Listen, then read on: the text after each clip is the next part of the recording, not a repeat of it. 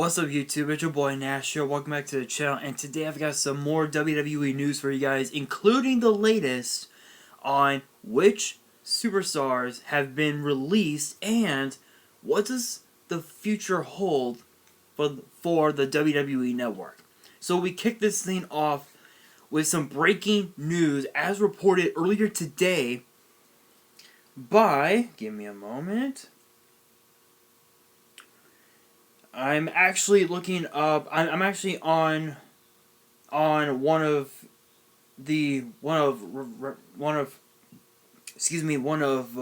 wrestling's greatest sources, Pro Wrestling Sheet. Shoutouts to them. This was announced earlier today. The very first two inductees into the 2020 Hall of Fame. Hold on, it's actually loading, so,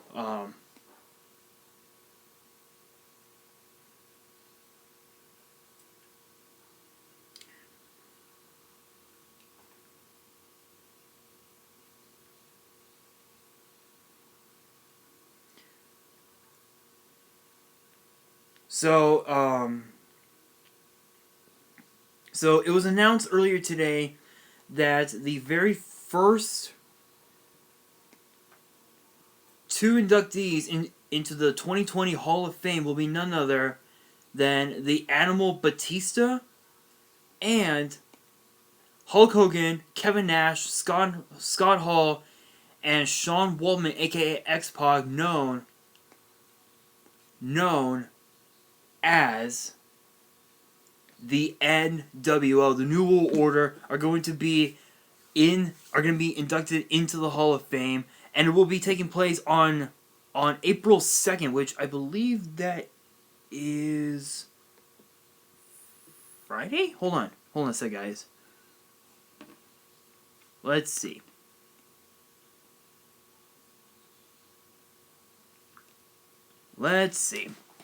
I'm actually looking this up on my calendar. So, April 2nd. Huh?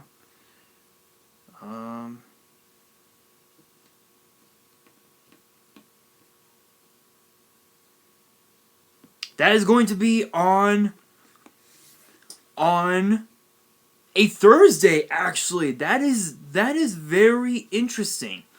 That is very, very interesting. So WWE week is going to be explosive from Sunday March 29th all the way through Friday, April 10th. It is going to be an explosive couple weeks. Obviously with the very last Raw before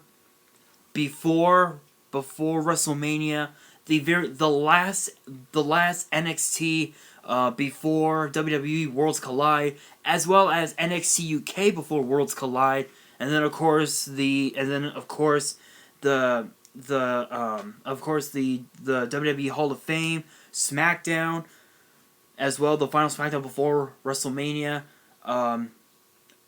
Sorry, no, not Worlds Collide. What am I saying? NXT Takeover Tampa Bay. NXT Takeover Tampa. Sorry, and then of course Takeover on Saturday, WrestleMania. It is gonna be an explosive couple weeks. So I am super excited, and it will be and the Hall of Fame ceremony will be taking place at the at the Emily M. Maley Arena in Tampa Bay. So I am super excited for both Triple H and the NWO to get inducted into the Hall of Fame. Truth be told, if you guys don't know, the NWO just completely changed the landscape of wrestling forever. Dating back all the way back to 97, I want to say? Around 97, I want to say. Like, somewhere around there. I don't remember, though. Was it 97? I believe so. I think it was 97, because that was when we saw Scott Hall and Kevin Nash debut on WCW. So I think it was then. That was when they changed the landscape forever by forming the NWO and just completely running roughshod all over in the entire WCW roster, and then coming into WWE and just dominating with an iron fist. So I am super excited for them. Batista, on the other hand, my thoughts on that, it's way too soon. Do not get me wrong. Do not get me wrong. Ever since WrestleMania 30, I told myself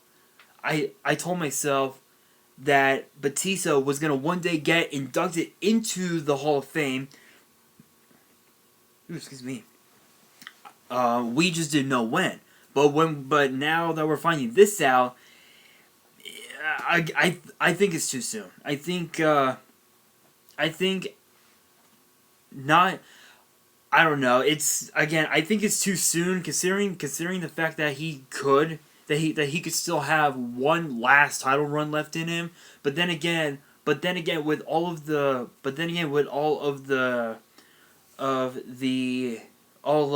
injuries he had, his neck injuries, knee injuries, shoulder injuries, back injuries, it's hard. It's kind of hard to say, but again, I think it's just too soon. But you know what? It is what it is. I would love to see to also see China as well get inducted into the Hall of Fame, which that would be awesome. Seeing China finally take her spot in the Hall of Fame would be amazing. So, but with that being said, big congrats to Batista and the NWO. Good water. On getting inducted into the Hall of Fame.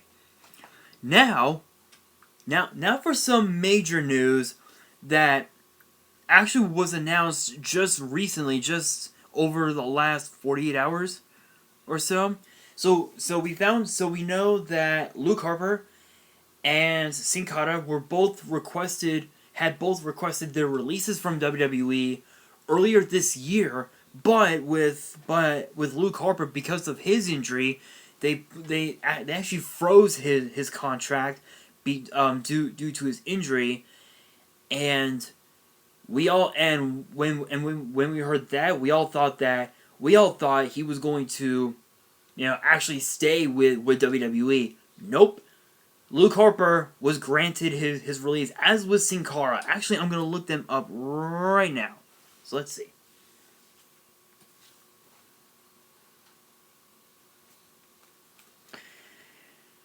Let us see what the article for Sin Cara says.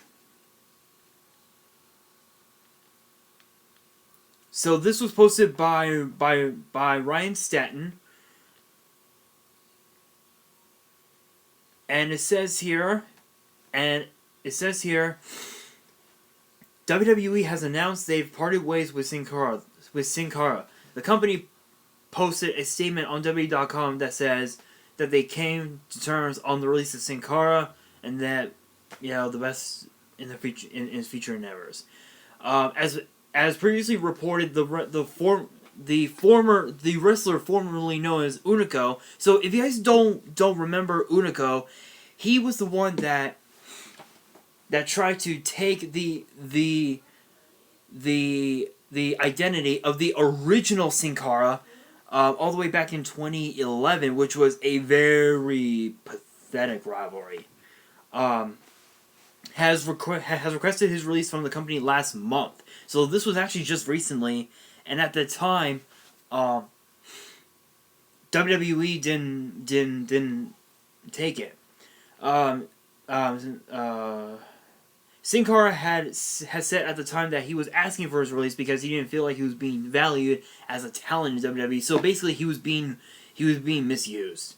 The 42-year-old wrestler attended last night's Combat Americas event in support of Alberto El Patron, or Alberto Del Rio, and told reporters beforehand that he wasn't ruled out the idea of stepping into the octagon for an MMA fight. And then he then he said, "Thank you WWE Universe. It's been an amazing adventure."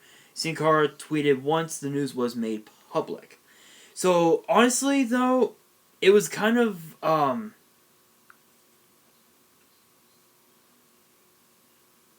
So to be brutally honest with Sin Cara, I think it was completely expected. Um, considering the fact that Sin Cara didn't I think the considering the fact that the only title that Sin Cara ever won was the NXT tag team titles alongside Galisto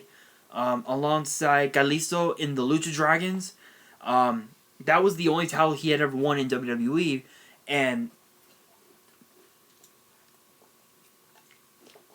at that time, he was being used immensely. He was being used like crazy, and NXT had put him in so many different great matches, with tag teams like the Vaudevillains, the Ascension, the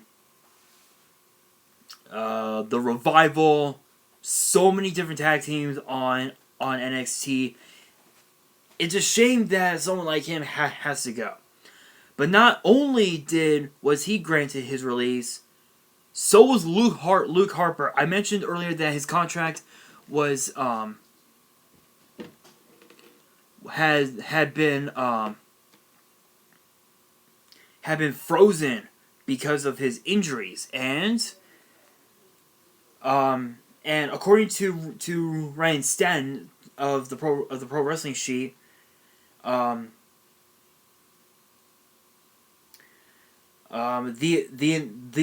the announcement for his release was made yesterday via WWE.com, where they wished him the best in his future, and Luke Harper went public with this, with the fact that he was requesting from his release from WWE back in April. So this was again months ago. He briefly returned to TV during Eric Rowan's feud with Roman Reigns over the summer, after we found out that it was Rowan that attacked Reigns just weeks before SummerSlam, and then after that he was done. It was over. Which this actually makes the first member of the Wyatt family leaving WWE. So this, I honestly though, I think this may have been wise for him, because I mean, do not get me wrong. He's a former NXT Tag Team Champion. He's a former 2-time SmackDown Tag Team Champion, and he's a former Intercontinental Champion. He's done pretty well in WWE, but since his injury, the last time we saw him on TV, aside from getting involved in the feud between Rowan and Roman and Reigns, was actually back at WrestleMania in Jersey, where we saw him in the Andre the Giant Memorial Battle Royal, in which we all know the plan for that match was to make Colin Jost and Michael Che and Braun Strowman be the last three in, from what I remember. Luke Harper was an amazing talent. He competing against the best of the best. From John Cena to obviously Bray Wyatt himself, Randy Orton, to Kane, Undertaker, Roman, Seth, so many guys. But it was it's hard. It was hard. It was hard to see him go. But not only did they get released, so did the Ascension. Yes, Connor and Victor, known as the Ascension, got released. which was a major shocker. Now, according to Ryan Stan's post on Pro Wrestling Sheet, here's the whole story. WWE has announced the releases of Connor and Victor, aka The Ascension. And again, they made the announcement on Sunday, which was yesterday. Connor signs with WWE back in 2010. Victor signs with WWE in 2011. After a successful run in NXT, the duo made their main roster debut in 2014. The Ascension failed to take off, however, and were used sparingly throughout their run. So they were not being used at all. In the main roster. Oh my God, why am I so congested? I mean, sure, yes, they were used quite a bit. Going into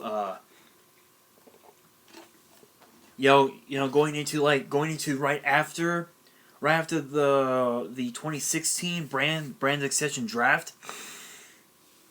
But that was it. That was just it.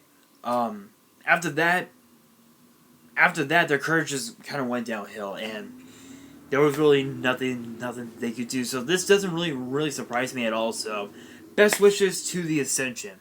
Now on to something very, very interesting. What has been going on with the WWE Network? Well, as reported, actually, let me go to my Facebook, because I actually shared it on Facebook. So let's see.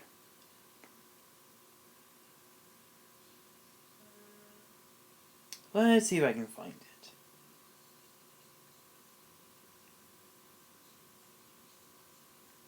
Here we are. I found it.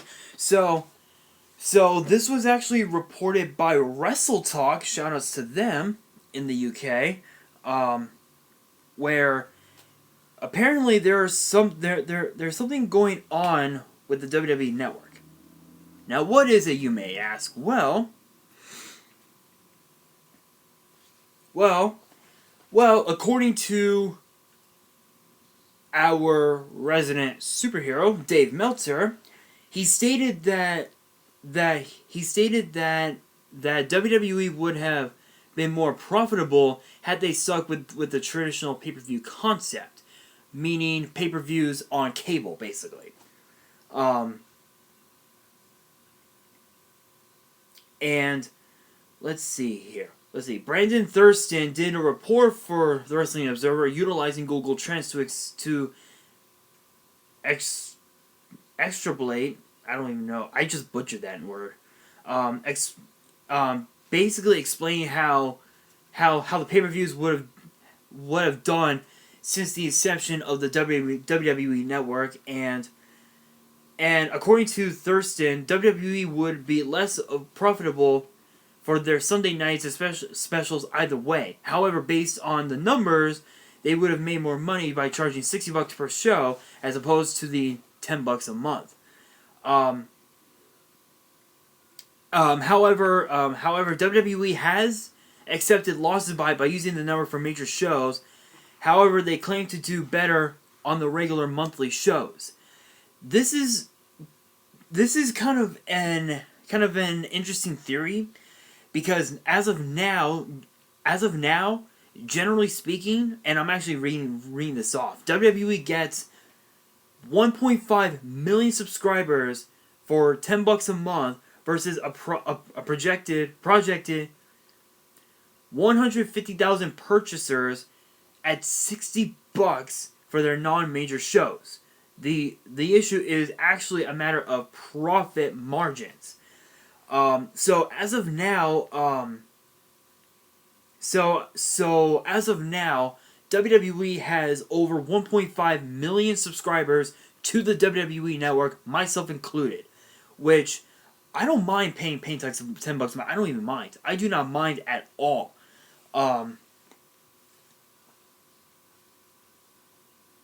But apparently it's considered to be a major disappointment.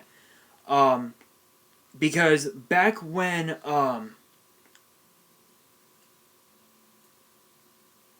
because back when the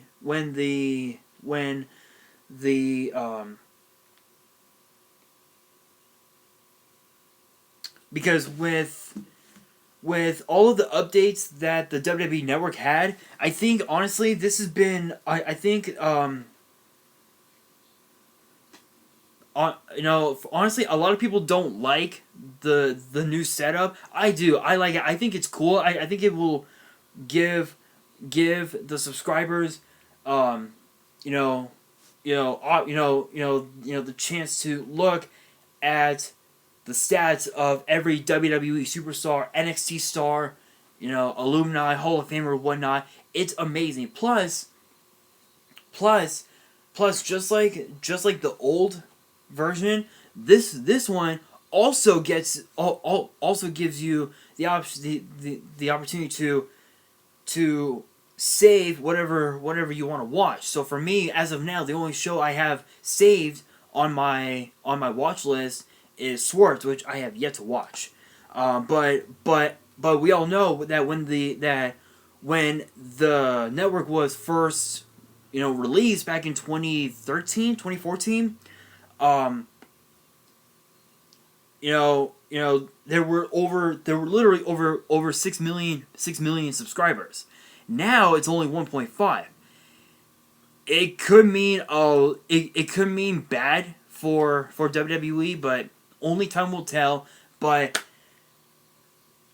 my thoughts on it, I think that with pay-per-views like WrestleMania, Survivor Series, SummerSlam, on the network, it's awesome. It's better because for some, for a lot of people like myself, it's better to pay $10 a month to watch to watch live pay-per-views rather than pay $60 to watch a pay-per-view. It's just better that way.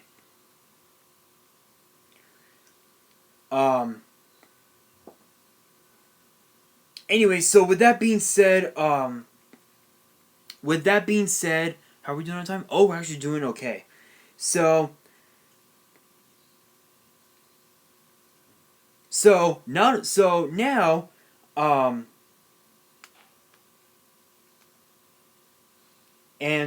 you guys. So in the next video, in the next news video, which will probably be Wednesday, I'm gonna be doing a double, two worlds in one video. So this last piece of news is gonna be talking about how Walter, the WWE United Kingdom champion, lost his title in a rental. I'll be explaining that later on, and also what is going to be going on with Master Rule 5 for Yu-Gi-Oh! And with that being said, that's going to do it for this video. Hope you guys enjoyed. If you did, smash the thumbs up button. And if you guys are new to this channel, hit that subscribe button, hit that notification bell so you guys do not miss out on any new content that comes your way. And of course, you guys can follow me on Twitter and Instagram. Links will be down in the description below. And on that, this is your boy Nash, signing out.